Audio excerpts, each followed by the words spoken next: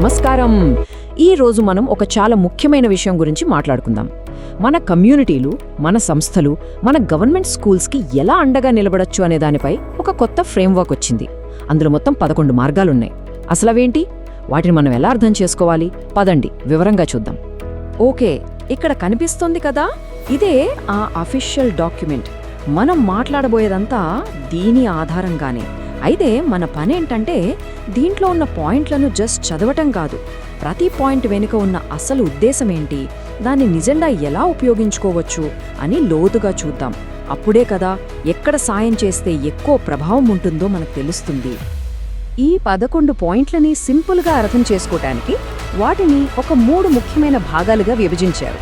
అవి ఏంటంటే, 1 విద్యార్థుల బాగోగులు, 2 స్కూల్లో చదువుకునే వాతావరణం, ఇంకా 3 స్కూల్ భవిష్యత్తు కోసం చేసే పనులు.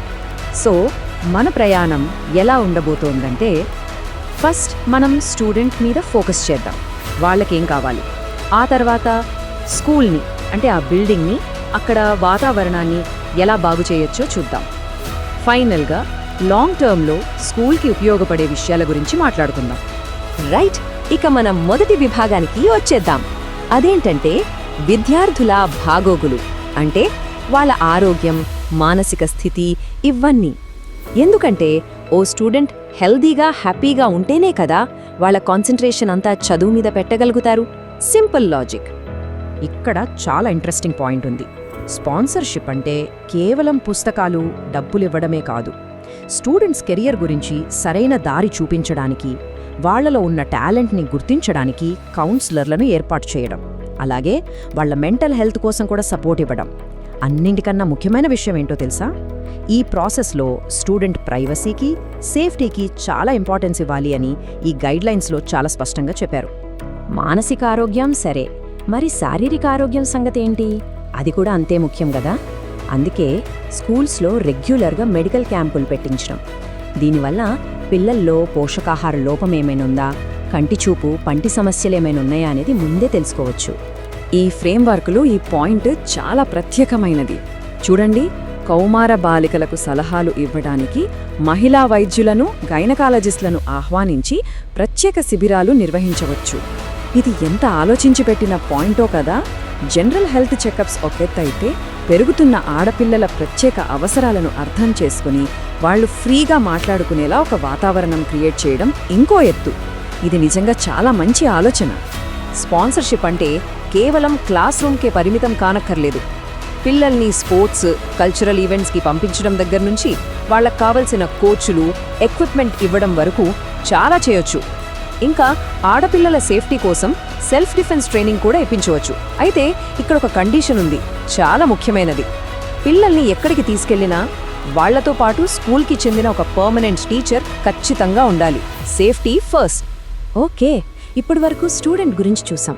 ఇప్పుడు మన ఫోకస్ కొంచెం షిఫ్ట్ చేద్దాం. 2వ విభాగానికి వెళ్దాం. అంటే చదువుకోవడానికి కావలసిన సపోర్ట్ సిస్టమ్స్, అలాగే స్కూల్ బిల్డింగ్, దాని చుట్టూ ఉన్న వాతావరణం ఎలా ఉండాలి అనే విషయాలు. ఇక్కడ ముఖ్యంగా 2 రకాల విద్యా సహాయాల గురించి చెప్పారు. 1, చదువులో కొంచెం వెనకబడిన పిల్లల కోసం స్పెషల్ క్లాసులు పెట్టడం. ఇవి స్కూల్ అవర్స్ తర్వాత లేదా హాలిడేస్లో కూడా పెట్టొచ్చు. 2ది, కొంతమంది పిల్లల్లో ఉండే ప్రత్యేక అభ్యసన అవసరాలను, అంటే CWSN ని గుర్తించడానికి స్పెషల్ క్యాంప్స్ పెట్టడం. ఇక్కడ కూడా మళ్ళీ అదే రూల్. ఈ స్పెషల్ క్లాసుల టైంలో ఒక పర్మనెంట్ టీచర్ లేదా పేరెంట్ పర్యవేక్షణ తప్పనిసరి.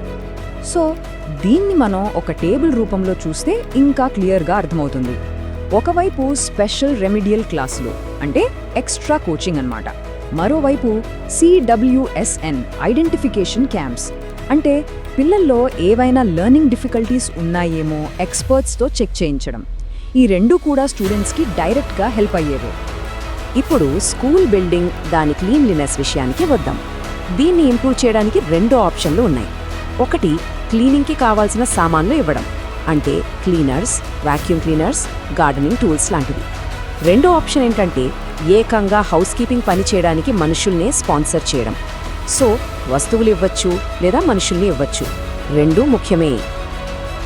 సరే, ఇక మనం చివరి సెక్షన్కి వచ్చేసాం. ఇది చాలా ఇంట్రెస్టింగ్, ఎందుకంటే ఇదేదో తాత్కాలికంగా చేసే సహాయం కాదు, స్కూల్పై లాంగ్ టర్మ్లో అంటే చాలా కాలం పాటు ప్రభావం చూపే ఒక పెట్టుబడి లాంటిది. అదేంటో తెలుసా? అదే పాఠశాల పోషకాహార తోట. సింపుల్గా చెప్పాలంటే స్కూల్ న్యూట్రిషన్ గార్డెన్. ఈ న్యూట్రిషన్ గార్డెన్ అంటే ఊరికే మొక్కలు పెంచే ప్లేస్ అనుకుంటే పొరపాటే. ఇది ఒక రకంగా పిల్లలకు ఒక లైవ్ ల్యాబ్ లాంటిది. వాళ్లే స్వయంగా మొక్కలు నాటుతూ వాటికి నీళ్లు పోస్తూ పోషకాహారం గురించి, వ్యవసాయం గురించి, పర్యావరణం గురించి ప్రాక్టికల్గా నేర్చుకుంటారు. దీనివల్ల వాళ్లకు మంచి ఫుడ్ దొరకడమే కాదు, లైఫ్కి ఉపయోగపడే స్కిల్స్ కూడా వస్తాయి. మరి ఈ గార్డెన్ని ఎలా స్పాన్సర్ చేయాలి అనుకుంటున్నారా? దానికి చాలా ఆప్షన్లున్నాయి.